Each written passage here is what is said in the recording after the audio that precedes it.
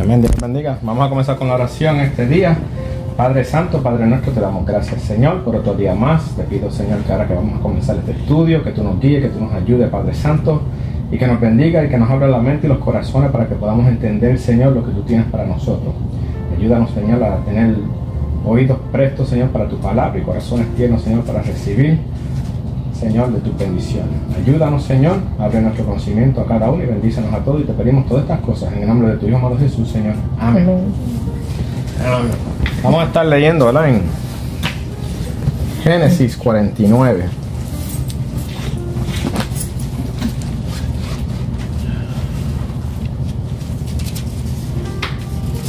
Ahí solamente tiene 50 capítulos.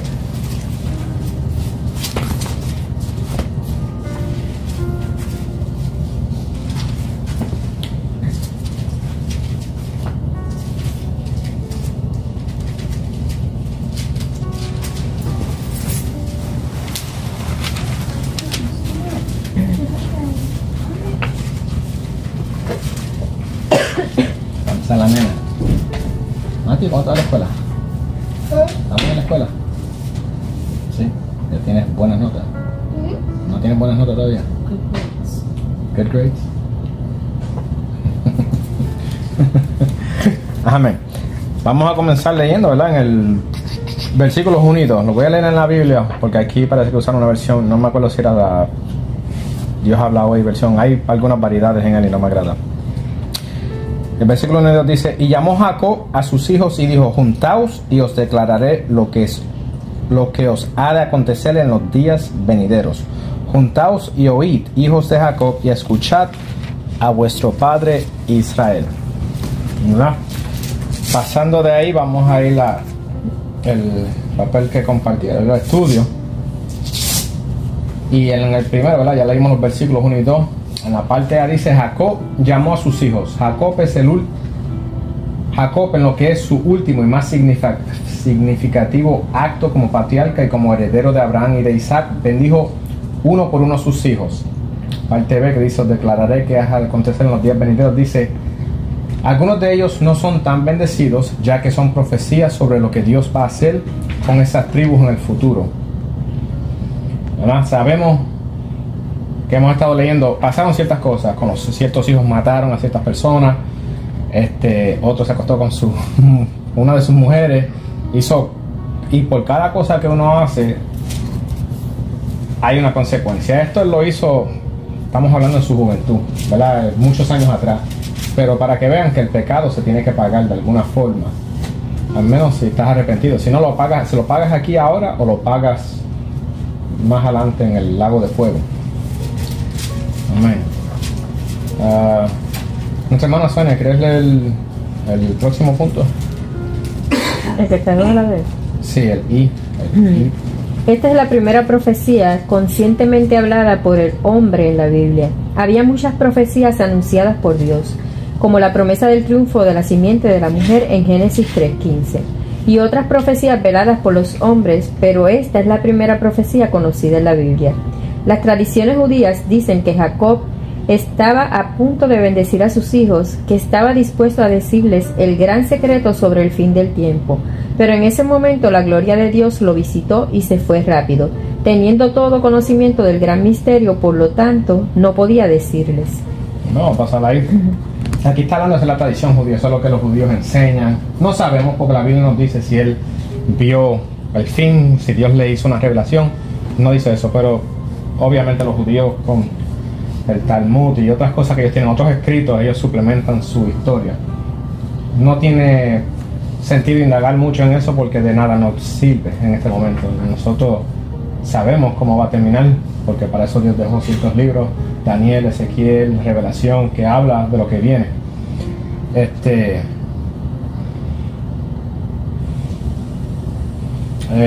Número C. ¿Quién quiere leer? ¿Alguien más? ¿Compartimos? Sí. Sí, la C.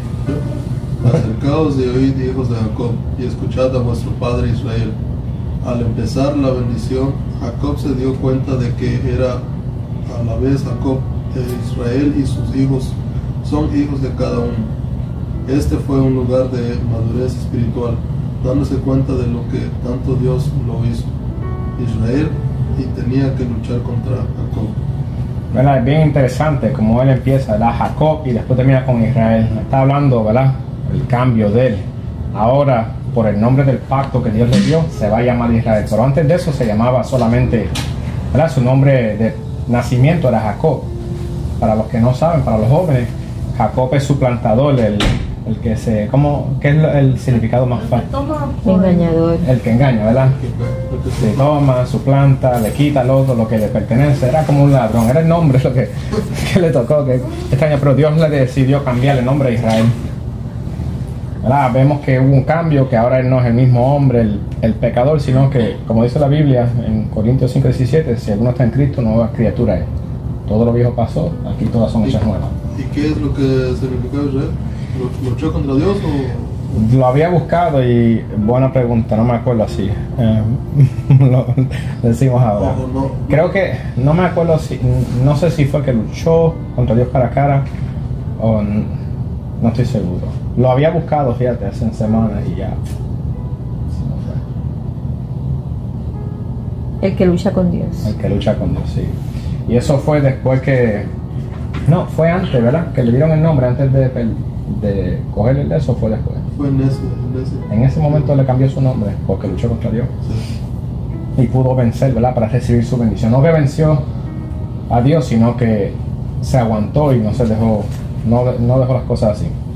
Pasando ahora, vamos a leer, yo voy a leer de la Biblia aquí el versículo 3 y 4, que dicen: Rubén, tú eres mi primogénito, mi fortaleza y el principio de mi vigor, principal en dignidad, principal en poder, impetuoso como las aguas, no serás el principal.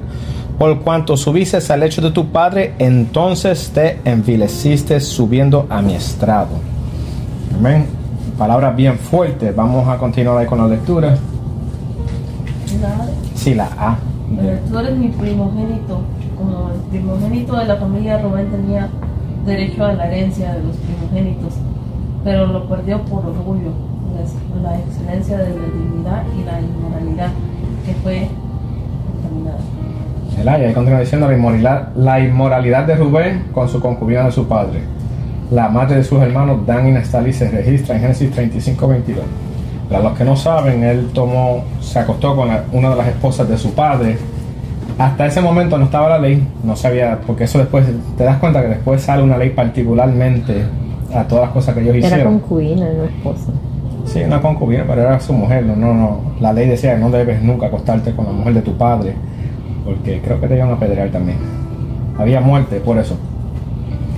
Ok, el B dice: impetuoso con las aguas, ya no serás el primero. Debido a la inestabilidad de Rubén, el derecho de la primogenitura terminó siendo dividida. Por lo general, el primogénito era el líder espiritual y social del clan, pero los derechos de la bendición al sacerdocio y la autoridad gobernante se dividió entre los hijos de Israel en lugar de ser centralizada en una sola. Hay que leer con eso. A pesar de que vemos la gran sabiduría de Dios en descentralizar la autoridad entre los hijos de Israel, Rubén pagó un alto precio por su inestabilidad. Más que nada, Dios busca un carácter estable en aquellos que lideran a su pueblo. Para los que no saben, el primer hijo de la casa recibía doble porción. Cuando el padre moría, él le tocaba ser el líder de la familia. Ahora a él le tocaba a todos los tierras. Sí, el padre daba bendiciones a todos sus hijos, pero el hijo mayor se quedaba con el nombre de la familia. Eso era... Ahora no es tan importante, ¿no? En nuestra cultura, todavía en el Medio Oriente es bien importante eso, pero eso era lo más importante durante todo este tiempo, ¿verdad? Que el primer hijo era el que iba a ser el rey. Si el padre moría era rey, el que se quedaba con toda la plata, por decirlo así, se quedaba con todo, y los hermanos recibían una pequeña porción de acuerdo a lo que el padre les daba, pero ellos tenían que sujetarse entonces a su hermano mayor, tenían que respetar al adulto, y casi siempre era el varón, el primer varón también. Pero por ser, no sé, codicioso, por querer lo que no era de él, pagó un precio, pagó tanto que lo perdió todo. Y no solo eso, se le dio a los demás hermanos. Vemos que José recibe más bendiciones que los demás más adelante, por sus dos hijos, aunque él recibe una bendición, hereda en sus hijos, por algo que le dijo Israel hace un tiempo atrás. Vamos a seguir aquí, Moisés. Ya no serás el primero. La tribu de Rubén nunca lo hizo sobresalir. Ningún profeta, juez o rey vino de la tribu de Rubén. Rubén es un gran ejemplo de cómo el primero puede ser el último. Mateo 19:30. Ahora ven también qué maldición le vino a este hombre, a su descendencia, a sus hijos, a sus tataranietos, bisnietos. Cuando buscan la historia de todos los que han salido, todos los reyes y todos los sitios, no hizo nada. No había nada de importancia saliendo de Rubén. Solamente la historia de lo que hizo, ¿verdad? La desgracia. Y por eso pues vive con esa maldición. No es que Dios no los bendijo y no los aumentó, pero no salieron jueces. Vemos que de Dan sale algunos jueces importantes. Vemos Samuel y estos que vienen de la tribu de Benjamín, pero de Rubén, nada. Y eso es que el padre le dijo, ya no eres primero. Le quitó toda esa bendición y lo puso, bueno, esto es lo que vas a hacer ahora. No te queda más. Y es triste perder algo así. A ver el versículo 5 y 7, 5 al 7. En la Biblia dice: Simeón y Leví son hermanos, armas de iniquidad sus armas. En su consejo no entre mi alma, ni mi espíritu se junte en su compañía, porque en su furor mataron hombres y en su temeridad desarretaron toros. Maldito su furor, que fue fiero, y su ira, que fue dura.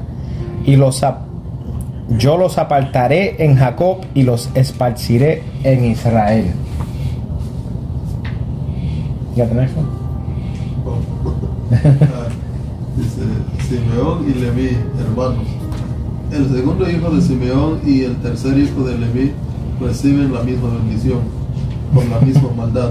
Eran instrumentos de la crueldad cuando acabaron con todos los hombres de Siquem, en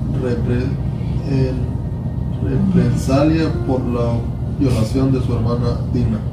Génesis 34, 25. ¿Viste ahí cómo lo pusieron? Es, entre comillas, una bendición. Pero por algo malo que hicieron, estaban perdiendo. Estaban recibiendo su bendición, pero no era, al igual que su primer hermano, no era una bendición. ¿Sabe? Había más que podían recibir, pero por su pecado están pagando.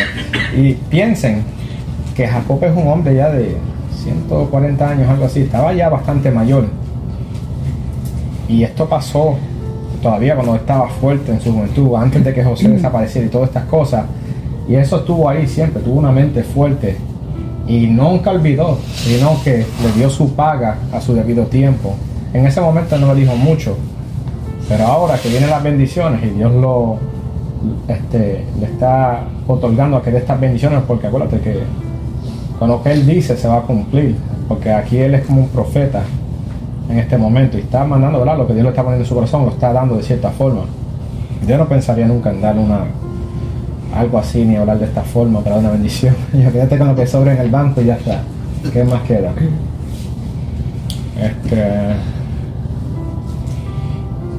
Puedes leer los próximos dos, hermanas, los dos de la I. Dice Jacob, probablemente por debilidad no hizo nada en ese tiempo, excepto que mostró una pequeña y egocéntrica queja. Génesis 24:30. Sin embargo, él y el Señor recuerdan este evento.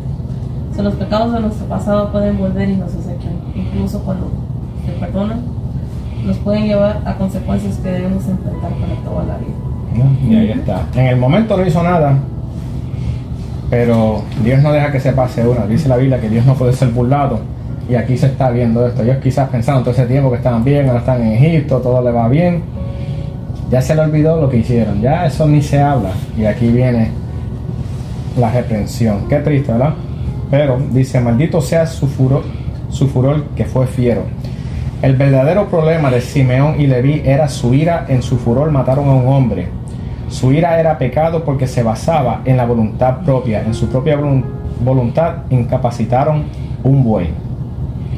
Estamos hablando del hijo de Siquem, que era, ¿verdad?, poderoso. El buey, ¿verdad?, representa a alguien con autoridad, poder. Ellos mataron al hijo del rey, después el rey, a todos los hombres, pero empezaron por el líder de todo, solamente por Y los demás los mataron por vicio. Todos los otros hombres que mataron los mataron por vicio. Porque querían. Porque la cuestión era solamente con este hombre que fue el que violó a su hermano. El próximo, ¿no? La Biblia habla de una ira santa. Airaos y no pequéis. Efesios 4:26. Y una ira impía. Toda amargura, enojo, ira debe ser quitada de vosotros. Efesios 4:31. A menudo la diferencia entre una ira santa, justa, y una ira impía es la voluntad propia. Bueno, ¿no? Una ira impía viene cuando uno se aira porque le da la gana. Vemos que Jesucristo se airó en un momento dado, que entró a la tienda. Dice que el celo por la casa de su padre lo consumía y empezó a limpiar la casa. Eso era una ira santa y digna, ¿verdad? Porque vio la desgracia y lo que estaban blasfemando en el templo y haciendo todas las vulgaridades. Pero lo que estos hombres hicieron es porque querían venganza. La Biblia dice, mía es la venganza, dice el Señor. Tengo una pregunta sobre eso. Amén. Justamente lo estaba pensando en la ira. Sí. Uno se puede molestar o se puede enojar mientras que no esté algo malo, un mal deseo en tu corazón, ¿no? Como alguien te puede fastidiar y uno se puede enojar, pero no quiere decir que porque me fastidiaron yo ya le deseo. El deseo mal o haces algo en represalia también. Obviamente el pensar, los malos pensamientos, el que odia a alguien ha cometido pecado. Por eso la Biblia dice, airaos, pero no pequéis. Sí, pero en eso cuenta. ¿En qué cosas, verdad, te llevan al pecado? El odiar, el hacer algo en contra de tu prójimo, porque dice que ames hasta a tu enemigo. No dice que te tiene que agradar tampoco, algo que yo he escuchado. Tú puedes amar a tu enemigo, pero tu enemigo está tras tu vida, quiere matarte. Tú puedes orar por él, pero no significa, ¿verdad?, que debes quedarte ahí y dejar que te hagan. Huye mientras puedas, sálvate, porque es lo que hizo Pablo cuando venían a matarlo, huía. Y a lo mejor eso le molestaba porque después le paraba el tiempo que podía estar predicando en un sitio o algo así. Pero no coja odio ni rencor contra las personas. Sí, uno se molesta, pero uno nunca debe actuar en eso, sino pedirle a Dios templanza. Ese es uno de los dones bien difíciles de controlar. Yo sé que yo también lucho con algunos también. La templanza es difícil, el dominio propio es bien fuerte. ¿Por qué? Porque esa es la concupiscencia del hombre. Lo que está dentro de ti es lo que tú quieres hacer. Y es difícil uno negarse a sí mismo, es difícil uno humillarse y como que aguantarse. Cuando a mí me hacían algo cuando pequeño, pues yo trataba de buscar la forma de hacer algo de vuelta, aunque sea para que le pegaran a mis hermanos y decirle a mi padre, si era alguien más grande que yo, tirarle algo desde lejos y irme a coger antes que me dieran, lo que fuera. Uno busca pagar, ¿verdad?, mal por mal, pero la Biblia nos dice que no hagamos eso. Jesucristo, cuando se molestó, me golpeó a la gente porque dice que los golpeó con con una vara o algo que tenía, ¿verdad? Él no lo hizo por odio ni nada, sino que quería limpiar la casa de sus padres y querían que ellos se arrepintieran de sus males. No estoy diciendo que vayan por ahí golpeando a la gente, no nos toca a nosotros eso, pero es cierto, no debe hacer nada que pueda hacer que te lleve a pecado. Dice aquí que sin amargura, sin enojo y sin ira, porque si no, bueno, no es santo. Sí, pero cuando dice airaos, pero no pequéis, estamos hablando de otro tipo de ira, ¿verdad? Debemos ser como Jesucristo. Las cosas del Señor nos deben molestar cuando la gente se burla de nuestro Señor Jesucristo. ¿Entiendes? Cuando nos pisotean, cuando hablan mal solamente por ofender, no se puede molestar. Le dice, no hables así, no puede parar a las personas. Uno también puede reprender y exhortar a las personas. Pero no lo hagas con enojo, hazlo para corregirlos, para que ellos se libren del mal, del pecado, porque van a sufrir también. Mucha gente no entiende ni lo que hace. Mucha gente hablan y dicen cosas para ofender a los cristianos, pero es nada más para ver qué tú haces, para ofenderte solamente. Ni entienden lo que están haciendo, ni cómo blasfeman el nombre de Jesús.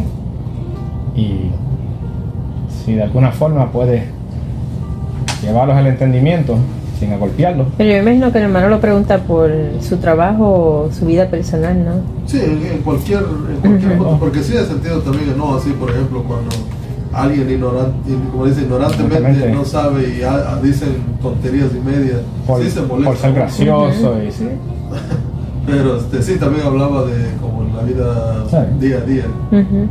Yo me he enojado con mi señora y hemos tenido estas discusiones. Lo que trato de hacer es, cuando me enojo, es levantarme, cerrar mi boca para no decir nada y no pecar, y trato de irme a mi cuarto, a lo que me pasa el enojo, y después hablar. No hay necesidad para seguir ahí. ¿Por qué? Porque sin leña se apaga el fuego, dice la Biblia. Así que si no estoy ahí en el de eso, pues se va a calmar todo. Pero puede estar uno digo, por eso digo, puede estar uno molesto, irritado, pero como dice, mientras que no tome una acción o diga Ni algo, desee, ¿verdad? Ni de acción en su corazón, ni el desee, deseo, ¿verdad? Que esta persona le pase, le caiga un avión en la cabeza, no vas a poner algo así. Hay gente así, yo era así cuando joven, ¿sabes? Un niño ignorante diciendo tonterías. Pero sí, la gente se va a molestar. Vemos que Pablo y Pedro tuvieron gran contienda entre ellos, pero no se odiaban. Que había algo que tenía que, y parece que fue fuerte lo que fue, dice, no fue algo fuerte entre los dos. Y nada, y al final, Pedro, que estaba mal, fue el que se paró y habló. Llegaron a un acuerdo, pudieron hablar sus diferencias y echarlas hacia un lado. Pues estaban enojados. No pienses que Pablo no vino encendido. Pablo vino molesto porque dice hipócrita.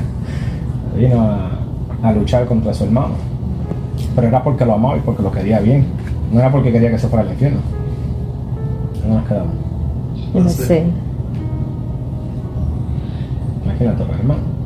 Sí. Yo los apartaré en Jacob y los esparciré en Israel. La profecía de la división y la dispersión resultó ser una maldición para Simeón. La tribu de Simeón fue numéricamente la más débil de las 12 y compartió una parcela de tierra con Judá. Entre sus bendiciones, terminó siendo de los más pequeñitos. No recibió tanto terreno, ¿verdad? Uno sabe que mientras más terreno uno tiene, pues más valor, más puede sembrar, más cosecha, más grande puede ser la familia, pues porque abastece el terreno para alimentar. Se quedó sin eso. Para llevarle de aquí a una hermana. Así el próximo. Dice, de hecho la tribu de Simeón se hizo pequeña durante la peregrinación en el desierto. Cuando empezaron a salir de Egipto, era la tercera tribu más grande. Sí.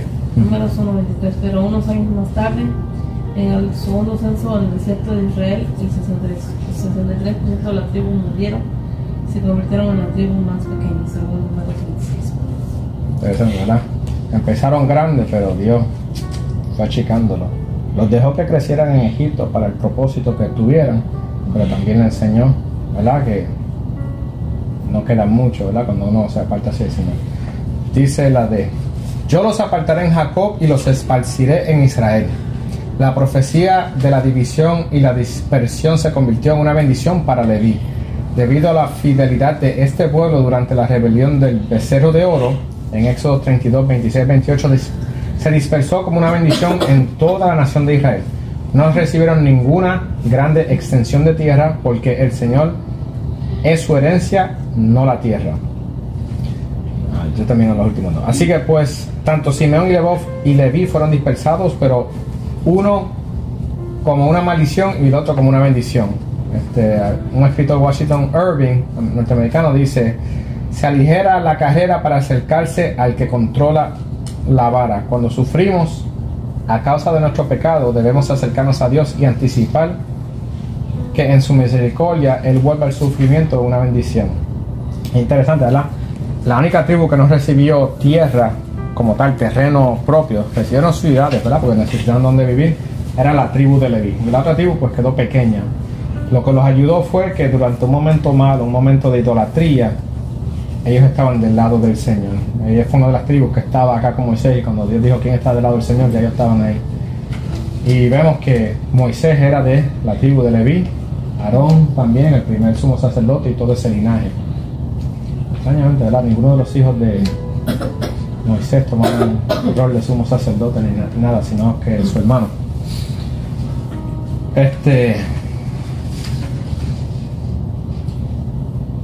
Aquí usaron esta dice este escritor, ¿sabe? Para hacer un paralelo, pero tiene mucha razón, dice, ¿verdad? Se aligera la carrera para acercarse al que controla la vara. El que controla la vara es el que azota el caballo, ¿verdad? El que está ahí. Pero aún así eso sirve para bendición, ¿verdad? Porque la Biblia nos dice que Dios al que ama corrige.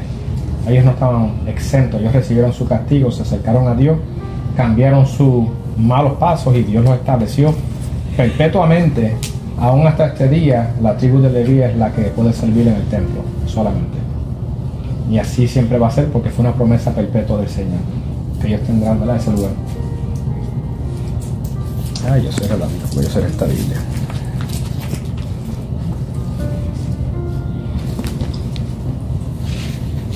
Y ahora nos toca los versículos 8 al 12.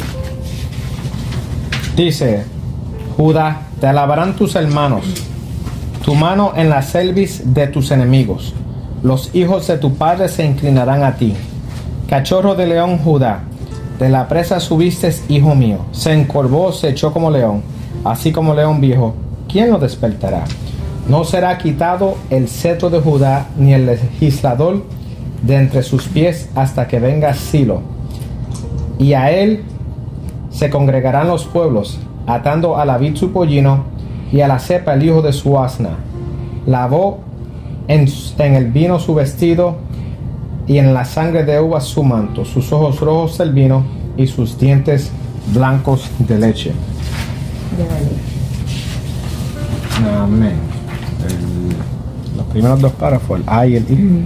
Judá te alabarán tus hermanos. El carácter de Judá no era completamente ejemplar. Sugirió sacar ventaja para deshacerse de José, Génesis 37:26. No trató fielmente a su hija en ley Tamar, Génesis 38:26, y tuvo relaciones sexuales con ella como una prostituta. Pero lo hizo brillar cuando intercedió y se ofreció a sí mismo como sustituto de Benjamín. En general, esta bendición es un ejemplo de las riquezas de la gracia de Dios. La tradición judía dice que después que Judá escuchó lo que Jacob les dijo a Rubén, Simeón, Leví, tenía miedo a causa del mal que había hecho. Esa es la tradición, ¿verdad? Judía, ellos tienen ciertas creencias de algunas cosas y eso es lo que cuentan. Pero imagínense, tú estás viendo que tus hermanos están recibiendo castigo y tú eres el próximo en la fila. ¿Qué tú vas a pensar? Ahí todo lo malo que tú has hecho, todo te va a venir a la mente. Dice, si a ellos les pasó eso, ¿qué no me va a pasar a mí? Porque yo engañé a mi nuera, yo vendí a mi hermano, yo hice que lo vendieran para sacarle mejor provecho que la muerte y lo otro. Y no se estaba acordando, ¿verdad?, de su sacrificio, que él estaba dispuesto a dar su vida. Pero todo tiene su paga. El hermano, el B. Te alabarán tus hermanos como un león, no será quitado el cetro de Judá y el bastón de mano de entre sus pies. A él se congregarán los pueblos. Cada uno de estos se refieren a la posición dominante que Judá tendrá entre sus hermanos, el heredero en el aspecto del liderazgo, la herencia del primogénito. Amén. ¿Verdad? Hermana, ¿puede leer los próximos dos? Sí, en Apocalipsis 5:5 Jesús es llamado el león de la tribu de Judá. El primogénito normalmente tenía dos derechos. En primer lugar, se convertía en el líder de la familia, el nuevo patriarca. En segundo lugar, tenía derecho a una doble porción de la herencia, recibiendo 2 veces más que cualquiera que lo tuviera. Qué interesante, ¿verdad? Jesús es quien se llama el león de la tribu de Judá, si se le refiere.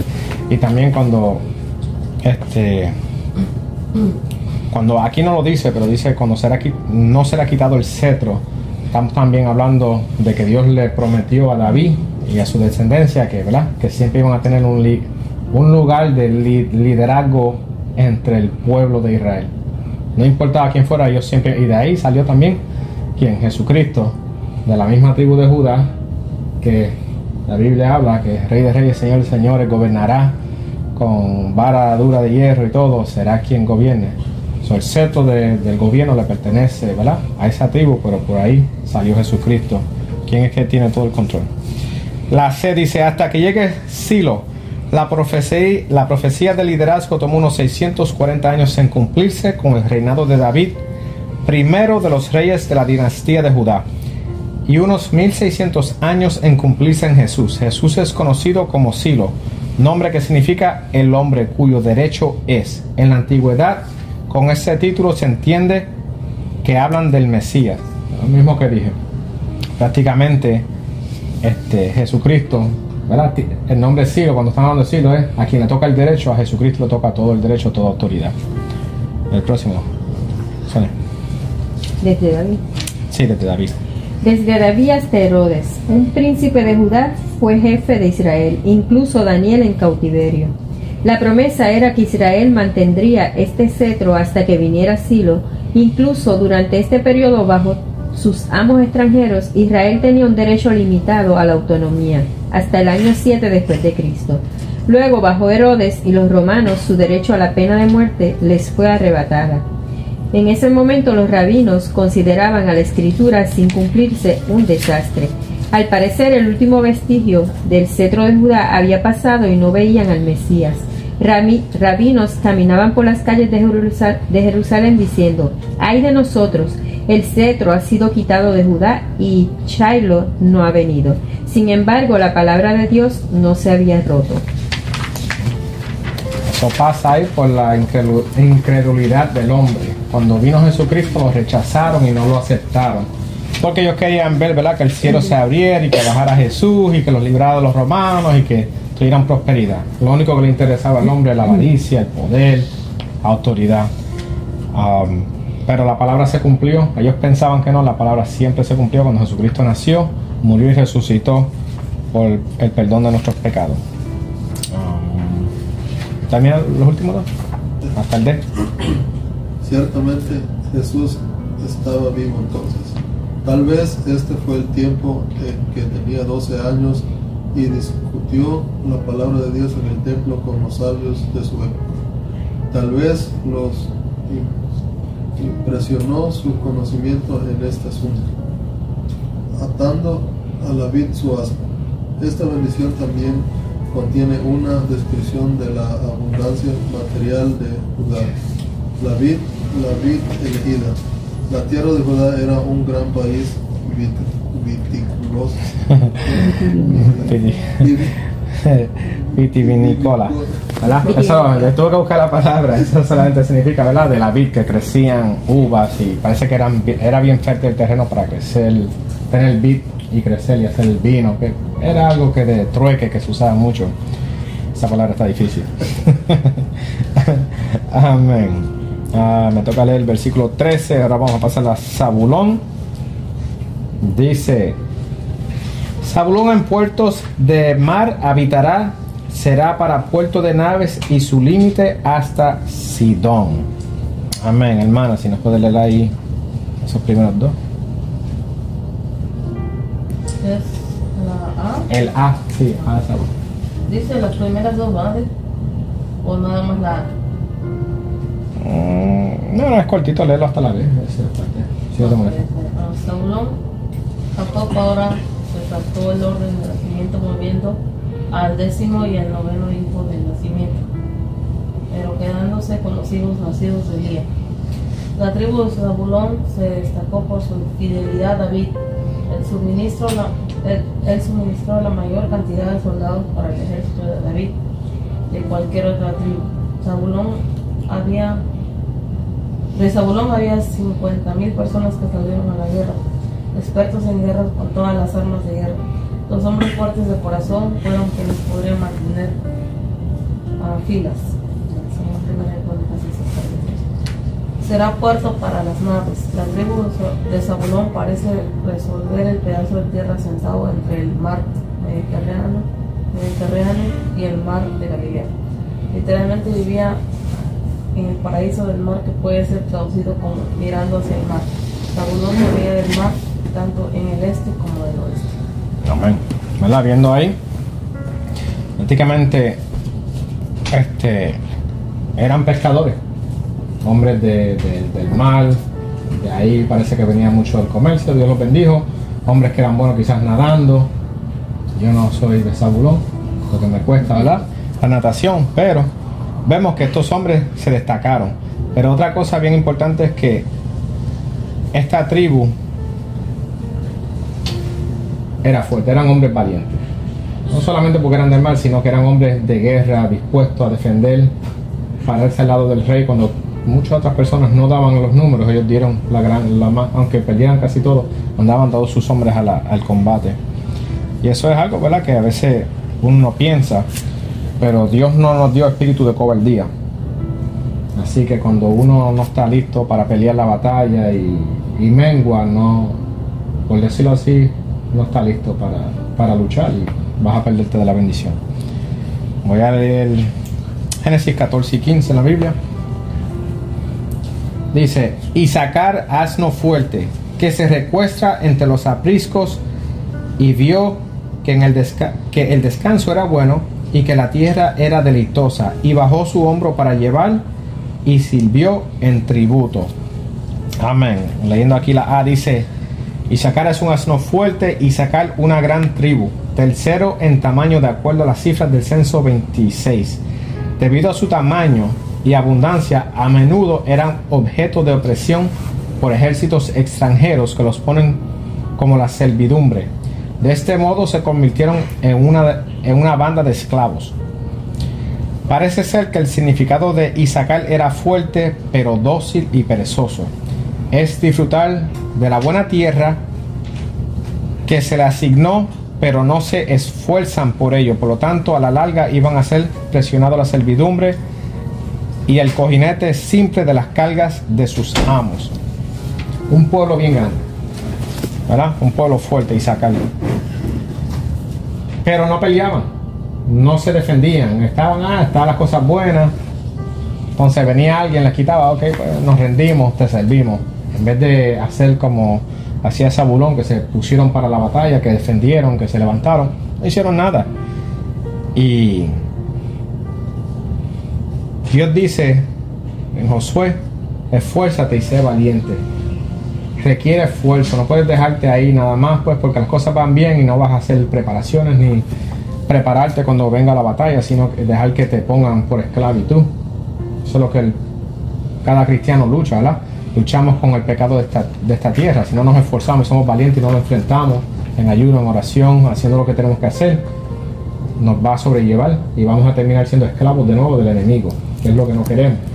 Y después, ¿verdad?, tienen que estar los hermanos orando por uno, ayunando por uno, y Jesucristo tiene que volver a meter su mano al lodo cenagoso para volver a sacarte. Vemos esto aquí con este pueblo grande, tenían los números para pelear, pero no tenían el corazón para la batalla. Hombres débiles, por decirlo así. Vamos a leer el número 7, versículos 16 y 18 en la Biblia. Vamos a hablar de Dan. Dan juzgará a su pueblo como una de las tribus de Israel. Será Dan serpiente junto al camino, víbora junto a la senda, que muerda los talones del caballo y hace caer hacia atrás el jinete. Tu salvación espere, oh Jehová. Tu salvación espere, oh Jehová. Léete los primeros 3. Dan juzgará a su pueblo. La tribu de Dan juzgará a su pueblo. Ellos proporcionaron uno de los más destacados jueces, Sansón, Jueces 13:2. Será Dan serpiente junto al camino. Pero Dan era una tribu problemática. Ellos introdujeron la idolatría en Israel, Jueces 18:30. Jeroboam mandó construir uno de sus becerros de oro, Primera de Reyes 12:26 al 30.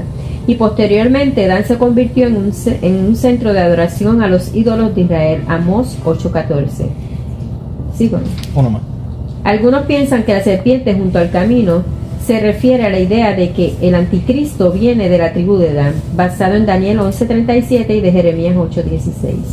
Vamos a pasar ahí. Ya vemos aquí, ¿verdad? De Rubén no salió nadie, pero aquí dice Dan juzgará a su pueblo. Sansón era de la tribu de Dan, hijo de Mamó o algo así. Un nombre. Manoa, ¿verdad? El padre no fue, ¿verdad?, muchas cosas, pero cuando se levantó Sansón, Dios usó a Sansón en una forma bien particular. Fue bien extraño como usó a Sansón, porque los padres no entendían porque él hacía muchas cosas. Dice que Dios estaba buscando entre ellos pleito entre los filisteos. So, él hizo cosas que no eran de la ley. Él quiso una mujer filistea, la ley decía que no. Él era el juez, pero en ese momento Dios lo estaba poniendo a pleito con los filisteos y terminó matando a todos esos hombres también. Pero en un momento dado él siguió buscando los placeres del mundo y se dejó llevar, ¿verdad?, por Dalila, hasta que le sacó los ojos, lo dejó ciego, le cortó el pelo, le dio un fade completo. ¿Verdad? Y se quedó ciego. Pero ¿qué pasó? Que vemos que hablan de nuevo de Sansón en hebreo, los héroes de la fe. Parece que llegó un momento de reconocimiento, de sincero arrepentimiento, y Dios lo restableció, le dio toda su fuerza, y ese día mató más que cualquier otra vez a los filisteos. Creo que se dio como a 3,000 ese día, algo así. Pues ahí mismo se mató él también. Bueno, juntamente con él. Se murió, juntamente con él murió. No se estaba suicidando, ¿verdad? Pero estaba tratando de vengar, dijo, ayúdame a vengar mis ojos, y cuando empujó así para destruir, pues todo tiene sus consecuencias. Hasta él pagó quizás por sus consecuencias, pero Dios lo reconoce después en la palabra. Se habla de él y de su fe. Tuvo fe y Dios le contestó su oración en ese momento. ¿Me puedes leer los últimos dos ahí que quedan para Dan? Estamos en ¿La I? la doble I ¿La doble I? y la C, sí. Ok. Dan se queda fuera de la lista de las tribus con respecto a los 144,000 en Apocalipsis 7, 5 al 8. Pero Dan es la primera tribu lista en Ezequiel que figuran en el rollo milenario de las tribus de Ezequiel 48. Este es un signo notable de la redención de Dios. Tu salvación he esperado, Señor. La palabra hebrea para la salvación es Yeshua. Este punto de la profecía es cuando Jacob estaba tan cerca de la muerte y llamó a la salvación de Dios, llamó a Jesús. Como cierra. Yo tuve que buscarlo porque no sabía que Dan no estaba en los 144,000, pero es cierto, no aparece su nombre. Y yo no sabía que estaban. Pero aparece después en otro lugar en la Biblia. Que estabas leyendo los recientes, ¿verdad? ¿Vale? Estabas leyendo sobre Ezequiel reciente. Sí, pero no llegué. No caíste. Sí sé que no estaba en Apocalipsis, pero no sabía que estaba en Ezequiel. Sí. Y, ¿verdad? Obviamente nosotros no estamos leyendo en este español, pero aquí la transliteración es Yeshua, ¿verdad? Que es el nombre que se le dio a Jesús, que también es salvación. Lo tuve que buscar y es cierto, la definición, no sabe. Hay cosas que yo no sé, y a veces o las sé y se me olvida. Pero para que tú veas que él estaba en su profecía, estaba llamando el nombre, invocando el nombre de invocando la salvación que venía pronto. Versículo 19, Gad tiene una de las más cortas, diría. Dice: Gad, ejército lo acometerá, mas él la acometerá al fin. Esa es la bendición de Gad. Hermana, si nos puede leer ahí esas dos cortitas. Gad, la tribu de Gad suministró muchos soldados excelentes a David. Una tropa tendrá un vagabundo sobre él. En los días de Jeremías, entre otras veces, el ejército de Gad fue oprimido por los extranjeros en el mes. ¿Verdad? No sé lo que significa una tropa tendrá vagabundo sobre él, porque ahí es donde la versión cambia distintamente. Pero vemos que Gad en ese tiempo, ¿verdad?, era un pueblo quizás no el más grande, quizás no el más conocido, pero era un pueblo valiente, un pueblo que salía a la guerra, salía a la lucha. Cuando Dios llamaba, iban. Y tampoco eran uno de los que cuando decían qué tribu subirá, ellos no se ponían. Si Dios nos manda, por ahí nos vamos, que nos maten a todos. Se van, confían, porque ponen su confianza en Dios cuando entran a la batalla. Así tenemos que ser nosotros. Pero también fueron oprimidos, quizás por donde estaban posicionados, cerca de algún país, de los asirios, o de los filisteos, o de los babilonios, y seguían, parece que cogían primero los golpes ellos, por estar en la frontera. En mi versión de la Biblia dice que Gad, ejército lo vencerá, mas él vencerá al fin. Eso es más o menos lo que dice en la 60, pero aquí no dice. Que en un momento ellos vuelven y se levantan. quizás no empezaron bien, pero terminan, ¿verdad? Hay gente que dicen,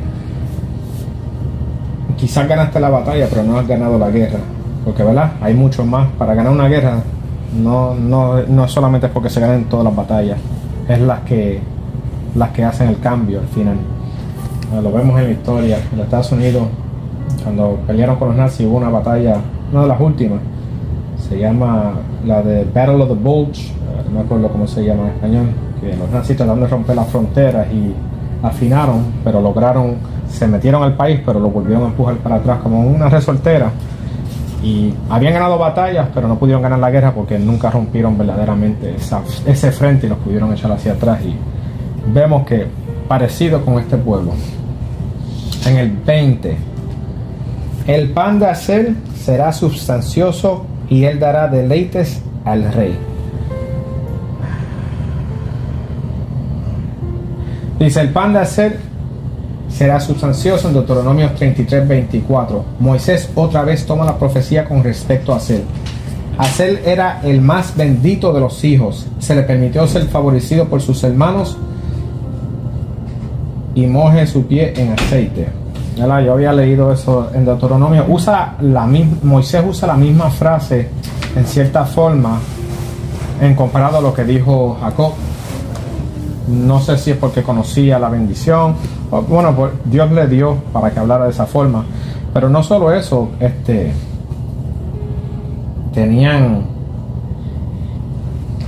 ¿dónde era que estaba? Había visto eso. Eran una tribu que tenían mucho para dar, para ofrecer. Dios los bendijo, no eran pobres, eran quizás buenos mercaderes, hacían buenos negocios, tenían dinero, por decirlo así. Era un pueblo bien bendecido. Versículo 21, son bien cortitos estas bendiciones ahora. Neftalí, sierva suelta que pronunciará dichos hermosos. ¿Puedes leerte ese hasta ahí? Neftalí. La tierra de Neftalí estaba en una parte clave cerca del mar de Galilea, la región donde Jesús ministró e hizo muchas de sus enseñanzas. Apropiadamente se dijo de él que da las palabras hermosas. Cuando Jesús oyó que Juan había sido encarcelado, se retiró a Galilea, y dejando Nazaret, vino y habitó en Capernaum, que está junto al mar, en las regiones de Zabulón y Neftalí, para que se cumpliera lo dicho por el profeta Isaías, diciendo: la tierra de Zabulón y tierra de Neftalí, por el camino del mar más allá del Jordán, Galilea de los gentiles, el pueblo que habita en tinieblas vio una gran luz. Y sobre los que estaban sentados en la región y sombra de muerte, una luz les ha amanecido. Mateo 4, 12 al 16. Vemos cómo se cumple, palabras hermosas, las palabras de salvación, Jesucristo. Y me imagino que también tenían hombres que escribían quizás en el arte. Había leído en el otro estudio algo de que, ¿verdad?, que mucha gente que escribían poemas y ese tipo de, que eran buenos para la palabra. Pero también Jesús ahí se pasaba, allá donde predicaba, allá donde vivía casi una buena parte, siempre estaba predicando en Capernaum, o siempre estaba por el mar de Galilea y en las costas, llevando ¿qué? Palabras hermosas, palabras de salvación para cada uno de nosotros. Ahora vamos a José. Pero está bien, ya volvieron al orden correcto. 22 al 26 dice: rama fructífera es José, rama fructífera junto a una fuente cuyos vástagos se extienden sobre el muro. Le causaron amargura, le asetearon y la aborrecieron los arqueros, mas su arco se mantuvo poderoso. Y los brazos de sus manos se fortalecieron por las manos del fuerte de Jacob, por el nombre del pastor, la roca de Israel, por el Dios de tu padre, el cual te ayudará, por el Dios omnipotente, el cual te bendecirá, con bendiciones de los cielos de arriba, con bendiciones del abismo que está abajo, con bendiciones de los pechos y del vientre. Las bendiciones de tu padre fueron mayores que las bendiciones de mis progenitores. Hasta el término de los collados eternos será sobre la cabeza de José y sobre la frente del que fue apartado de entre sus hermanos. Qué grande bendición. Vamos a pasar la página. Amén. El A y el B, hermano. Dice, rama fructífera es José. Esto es más de una rendición de cuentas de su vida y una bendición personal. En cierto sentido, las tribus de José fueron bendecidos, ya que sus hijos recibieron la bendición en Génesis 48. Lo aborrecieron los arqueros. Aunque José fue tiroteado y odiado, era todavía una rama fructífera. Eso se debe a que los brazos de sus manos fueron hechos fuertes por las manos del poderoso Dios de Jacob. La idea es que las manos de Dios estaban en las manos de José, dándole fuerza y habilidad para trabajar como un experto. Dios estaba ahí, incluso cuando José no lo sabía. ¿No? Sabemos que José fue el hijo que le hicieron mal sus propios hermanos, pero a todas estas Dios lo protegió. Él, en un momento, yo creo que él menguó un poquito. Cuando estaba en la prisión, él tenía un deseo de salir de la prisión y él le dijo, después que le tradujo los sueños a aquellos, dice, acuérdate de mí. Y por 2 años no se acordaron de él. Y me imagino que eso es difícil, pero Dios lo tuvo ahí, porque dice que la Biblia que todo lo que él hacía en su trabajo, Dios lo fortalecía. Lo fortaleció en la casa de Potifar, lo fortaleció con las ovejas de su padre, ¿verdad? Lo prosperaba. Y yo veo la historia de José y le pido a Dios que me ayude, ¿verdad?, en mi trabajo a poder hacerlo bien y que me prospere, porque no soy yo quien hago estas cosas. Yo no puedo hacer nada por mi cuenta sin la ayuda de Dios. Hoy terminé de escribirle ese currículum en español, traduciéndolo completo para la clase, porque creo que la tengo que dar en español. Le digo a Dios que me ayude, porque mi español no está bueno. Hablo el español, pero no está tan bueno como pienso y sufro, ¿verdad? Y le pregunto a mi esposa que me ayude y estas cosas así, en lo que pueda. Pero mucha gente dice, pero no busque, tú lo que estás buscando es agradarle a los hombres. Sí, en cierta forma sí, dice la Biblia, ¿verdad? Estimar a los demás. Si a mí me están pagando un salario, la Biblia dice que lo haga como si lo hiciera para quién, para Dios. O tengo que hacerlo de una forma que le agrade a estos hombres. ¿Para qué? Para que uno caiga en gracia. Él cayó en gracia. José cayó en gracia muchas veces, aun cuando lo hacía mal, caía en gracia delante de los hombres. Lo decían, dice, ¿tú sabes qué? Él es un buen trabajador, él es honesto, él tiene integridad, lo voy a poner a cargo de todas estas cosas. Faraón hizo lo mismo con él, dijo, preso, tú vas a ser el segundo más. Cayó en gracia, y todo lo que hacía Dios lo prosperaba. No era porque él estaba buscando ser más poderoso, sino que él hacía las cosas a lo mejor de su habilidad.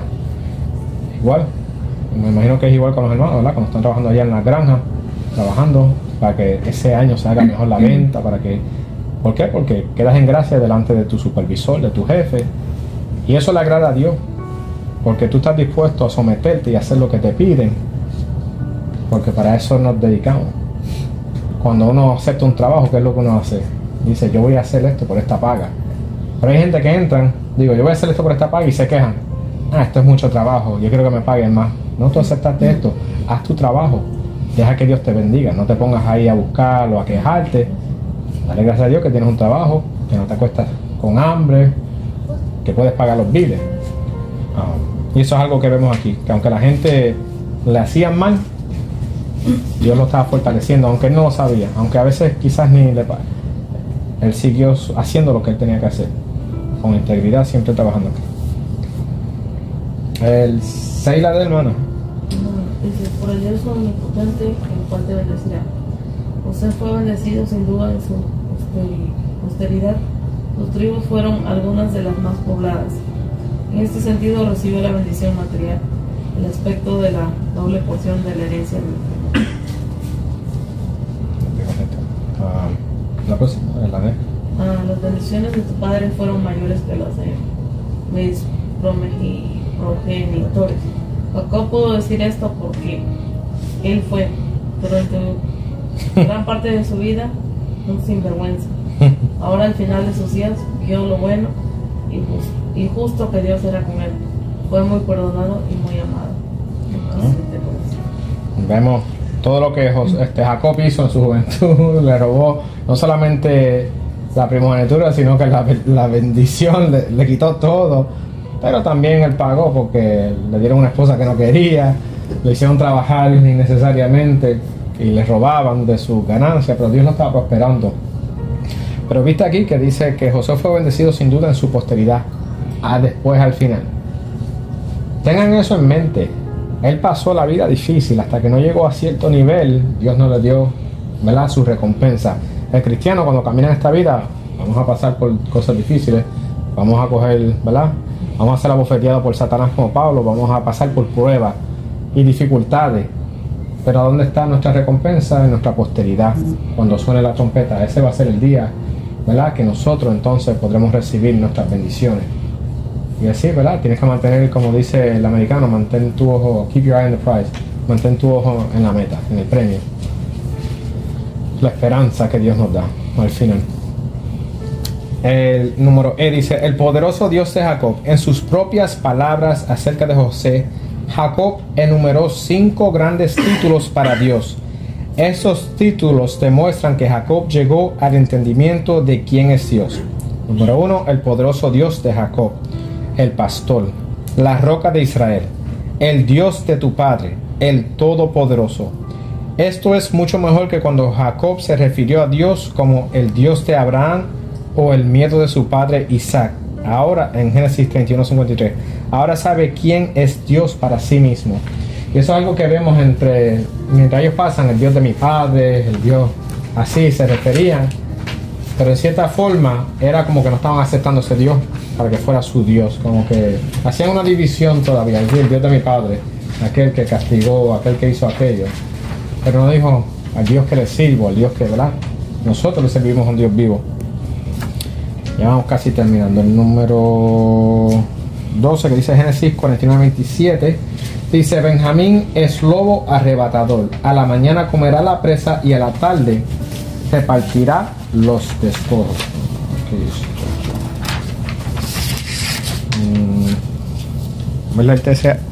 Benjamín es lobo arrebatador. Se trata de una tribu con una reputación de fiereza. Para ver la gran extensión de esta, mira a Ehud, Saúl y Pablo. La crueldad de la tribu en general se ve en Jueces 19 y Jueces 20.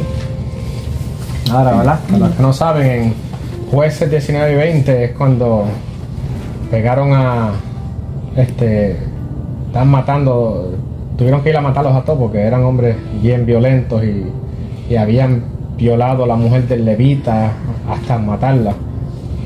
Esa era esa tribu. De ahí salió Saúl. Vemos cómo Saúl terminó mal. Empezaron bien, pero también vemos hombres como Pablo, que dice: yo circuncidado el 8º día, de la tribu de Benjamín, dando su linaje. Vemos que también Dios levantó a hombres, ¿verdad?, poderosos de esa tribu.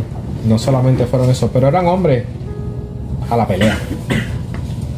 Dicen que los hombres de Benjamín, no me acuerdo 100%, pero creo que dicen que ellos eran buenos con la onda, que ellos no fallaban, que eran hombres de guerra que podían tirar la onda y no fallaban nunca.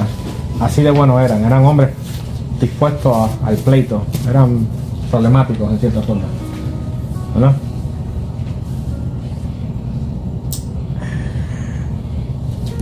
Vamos al 28, aquí lo tiene separado, dice, versículo 28 en Génesis, dice: todos estos fueron las 12 tribus de Israel, y esto fue lo que su padre les dijo al bendecirlos a cada uno por su bendición, los bendijo. Yo leo rapidito, dice: Dios les dio su bendijo. Se supone que eso sea bendición. Algunas de las cosas mencionadas en relación con estas tribus pueden parecer un poco ambiguos, pero solo porque no podemos saber exactamente su cumplimiento hasta el siglo venidero, ¿verdad? Vamos a ver cosas que todavía no se han revelado. Ahora voy a leer la última parte, los últimos versículos, bueno, hasta el 32. Pasamos, dice: les mandó luego y les dijo: yo voy a ser reunido con mi pueblo, sepultadme con mis padres en la cueva que está en el campo de Efrón el Eteo, en la cueva que está en el campo de Macpera, al oriente de Mamre, de la tierra de Canaán, la cual compró Abraham con el mismo campo de Efrón el Eteo, para heredad de sepultura. Allí sepultaron a Abraham y a Sara su mujer, allí sepultaron a Isaac y a Rebeca su mujer. Allí también sepulté yo a Lea. La compra del campo y de la cueva que está en él fue de los hijos de Et. ¿Puedes leer el A y el B, hermano? Ahí en el... Sí. En el entierro con mis padres. A pesar de que ahora Jacob se encuentra en Egipto, él sabía que no era un egipcio. Él era un hijo de la promesa, el heredero del pacto de Dios con Abraham, y él será sepultado en la tierra prometida a Abraham por el pacto, en la cueva que está en el campo de Macpela. Egipto estaba lleno de magníficas tumbas, y por el respeto que se le tenía a Jacob, pudo haber sido enterrado como un faraón, pero él quería ser enterrado en una cueva oscura en Canaán, ya que Canaán era la tierra prometida. ¿Verdad? Jacob, entendiendo que eso no era a donde él tenía que estar, conociendo que él quería estar entre su pueblo, ese fue su último deseo. Quiero estar en mi terreno, ¿cómo decirlo? Si ustedes dicen, quiero que me entierren en México, yo digo, quiero que me entierren en Puerto Rico. En verdad a mí no me interesa, me pueden enterrar donde quieran, pero aquí había una promesa para él y él quería estar, ¿verdad?, entre su pueblo. También lo vemos con los reyes, ¿verdad? Sepultaron a todos los reyes en las tumbas de sus padres, porque los reyes tenían sus tumbas, las de David, así sucesivamente. Y él entendía. Él dice, yo no soy un egipcio, yo no soy de aquí. ¿Por qué quiero quedarme aquí? ¿Por qué quiero hacerle un nombre aquí? Prefiero ser humilde allí en la cueva donde Dios me prometió mi bendición, que aquí donde está toda esta perversión del mundo que me ofrece. Y terminamos con el versículo 33 en la Biblia que dice, y cuando acabó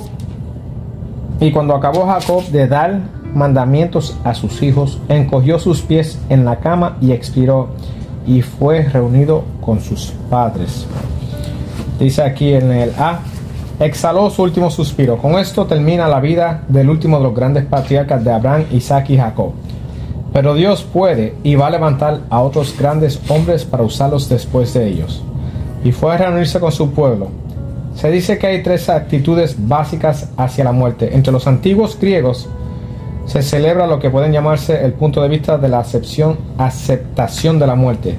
Nuestro mundo moderno se vende en el enfoque que niega la muerte, y el enfoque bíblico es la actitud que desafía a la muerte, ¿verdad? Y eso es cierto. Hay mucha gente que no cree en la muerte, que nada hay después, que vive tu vida ahora. Eso es lo que enseñan ahora. Pásala bien, haz todo lo que te antoje, y bueno, porque cuando mueras no hay nada. Pero nosotros tenemos la esperanza de la vida eterna, de que hay mucho más que lo que ofrece este mundo. La palabra lo dice, las predicaciones, los testimonios de nuestros hermanos que han venido antes de nosotros, como dice Hebreos 12:1, una gran nube de testigos que vino delante de nosotros. Hay hombres y mujeres que han venido delante de nosotros para establecer, ¿verdad?, y darnos testimonio de todo lo que está pasando. Pero no solo eso, esa es la penetración, porque el teléfono está dando cantazo. Además de eso, ¿verdad?, tenemos la esperanza. Para los jóvenes, este mundo va a pasar. Tienes que morir. El día que mueras, tienes que pararte delante de Dios. Y de acuerdo a cómo uno vive su vida, va a ser juzgado, para bien o para mal. No piensen que no hay infierno, hay un infierno y también hay un cielo y una tierra nueva que viene para, ¿verdad?, todos los hijos de Dios, porque a nosotros no nos toca vivir en el cielo por la eternidad, sino que en la tierra nueva. Pero creo que vamos a tener que apartarnos un poquito a lo que se hace, ¿verdad? Va a estar bajo construcción por un tiempito. Amén. Pero ten en consideración que este mundo te quiere engañar, decir que no hay nada después de esta vida. Te aseguro que hay algo. Lo que tienes que decidir es para dónde quieres ir, lo que nos toca a cada uno. Hay un sitio de tormento, hay un sitio de tranquilidad, paz, donde ya no habrá más dolor, más sufrimiento. Con eso terminamos el estudio del día de hoy. Era un poquito largo, pero no fue tanto. 7 páginas nada más. Amén. 7. I felt like it was like 12. Eso no es tanto. Interesante, ¿verdad?, las bendiciones. Pero vemos también que a través de esas bendiciones, algunas trajeron algunas consecuencias. No que no fueron bendiciones, pero fueron más pequeñas de lo que pudieron haber recibido si hubiesen hecho lo correcto, ¿verdad? Dios es justo y va a juzgar todo, así que hagamos lo correcto delante de los ojos de Dios. Voy a despedir en oración, hermano. Gracias, Padre, por un día más. Te damos gracias por que nos diste la oportunidad de reunirnos aquí con los hermanos para estudiar tu palabra. Señor, que en cada mente, cada quien pueda aprender algo nuevo.